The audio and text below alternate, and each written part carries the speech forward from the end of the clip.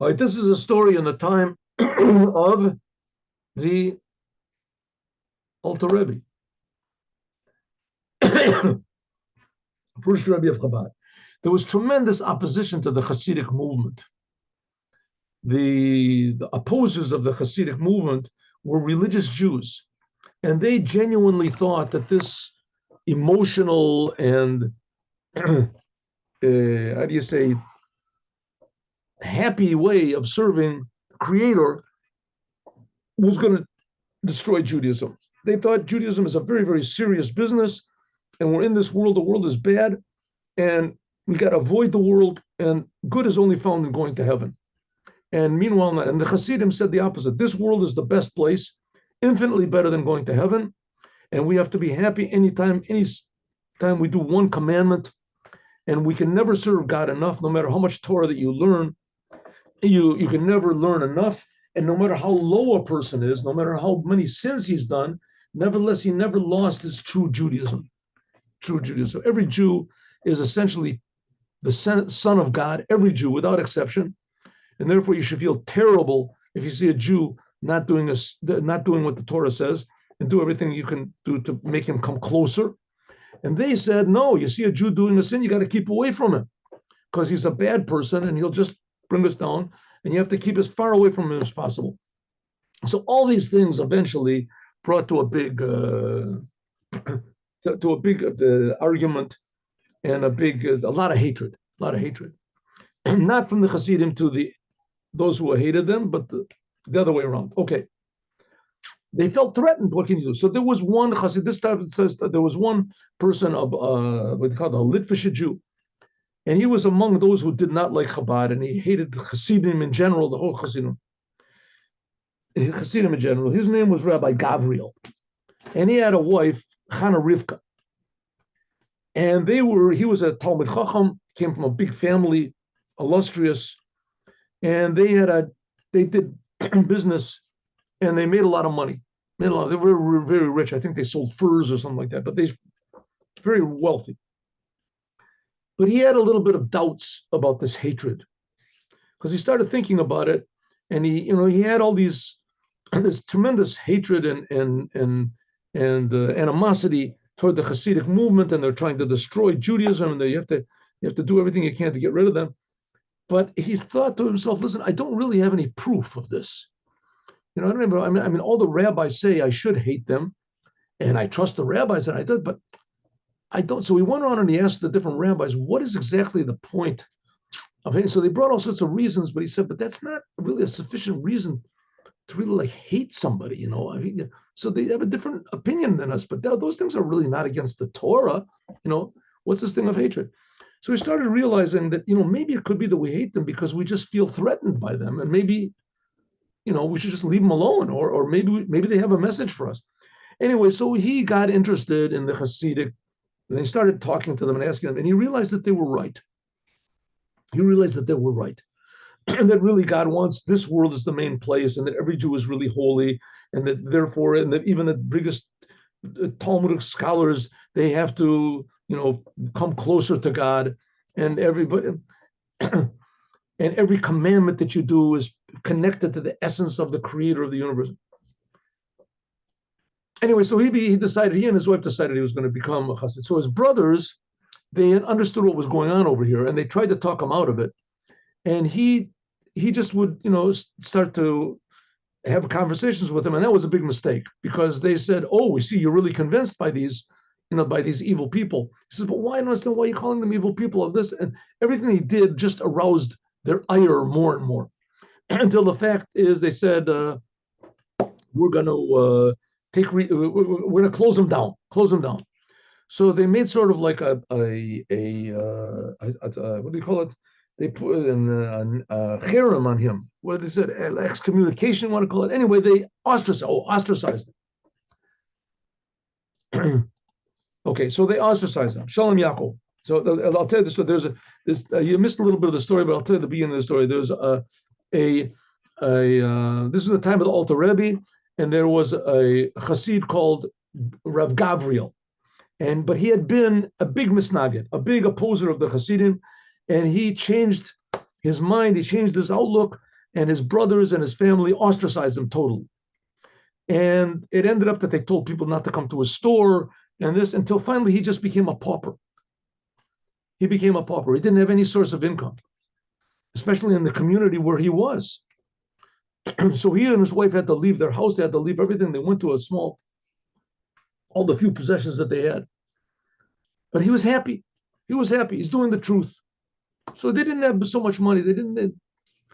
But what did make him feel bad is that once a year, they would send one of the Hasidim would come to his house and collect money for the schools and for orphans and for widows in the Hasidic community.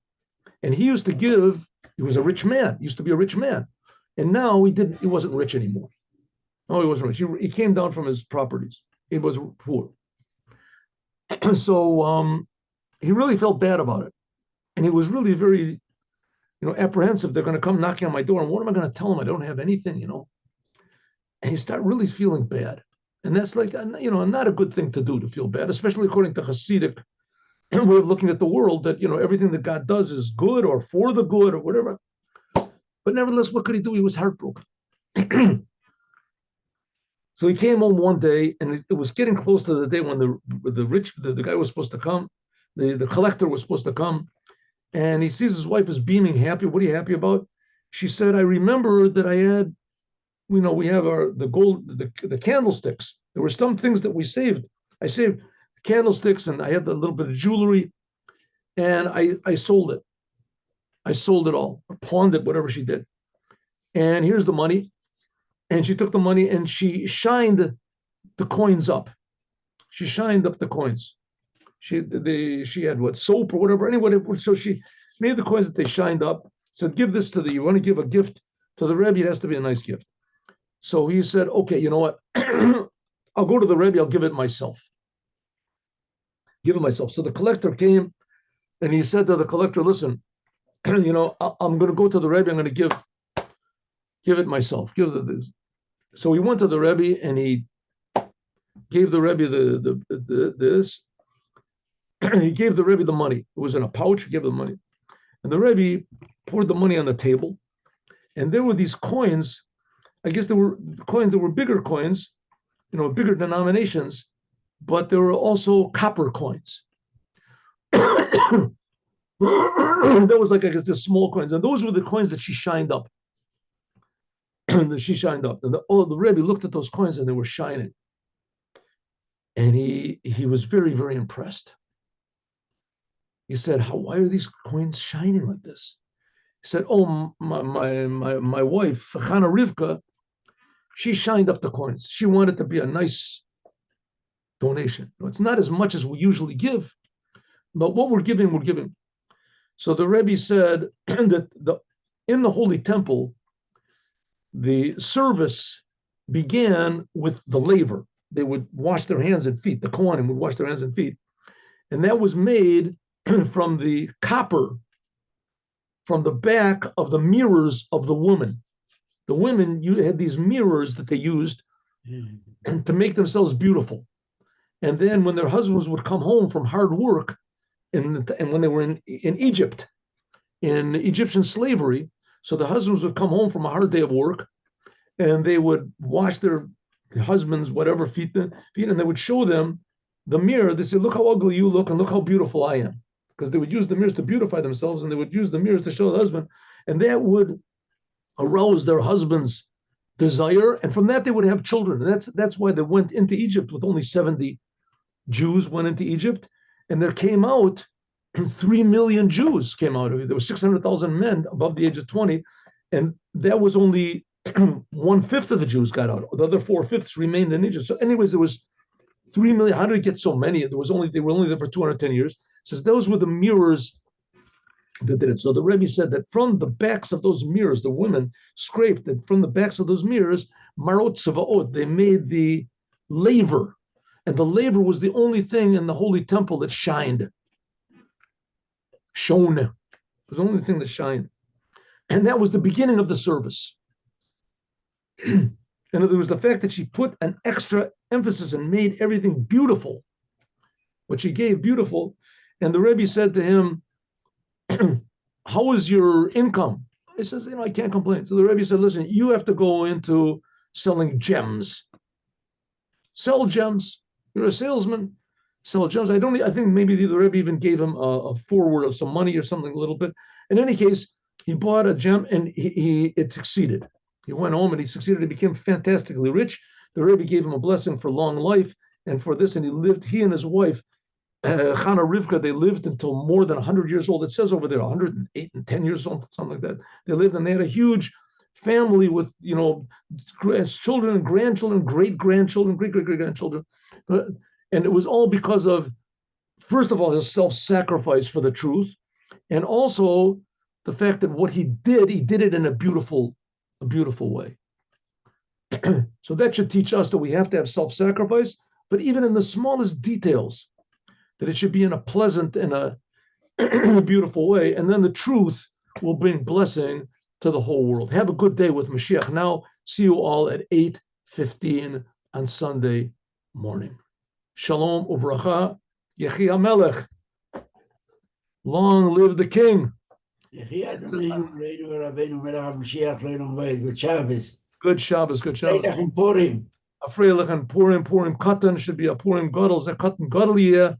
We should have, Hashem should protect our soldiers, our Chayalim, protect our soldiers and destroy all our enemies. Transform. Shalom Avracha. Have a good Shabbos. Thank you for coming.